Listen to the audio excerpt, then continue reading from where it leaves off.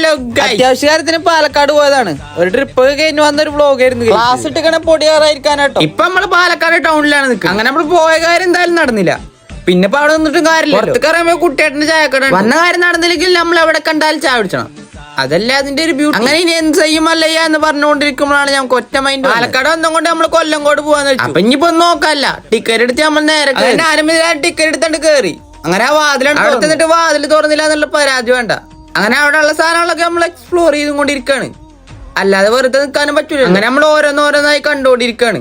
ഈ അരണ്യത്തിനൊക്കെ എന്താന്നാവേ അതിന്റെ ഉള്ളിട്ട്. കുറച്ചേരപ്പോ അടുത്തുള്ള ബസ് സ്റ്റോപ്പിലാണ് നമ്മൾ ഇരുന്നു. എന്നിട്ട് അവിടെ നിന്ന് നീച്ചിട്ട് നമ്മൾ അടുത്ത സ്ഥലത്തേക്ക് പോയിക്കൊണ്ടിരിക്കുകയാണ്. അപ്പോഴാണ് കുറെ അമ്മച്ചിമാർ എന്നെ വിളിച്ചിട്ട് വീഡിയോ എടുത്തിടുന്ന് ചോദിച്ചു.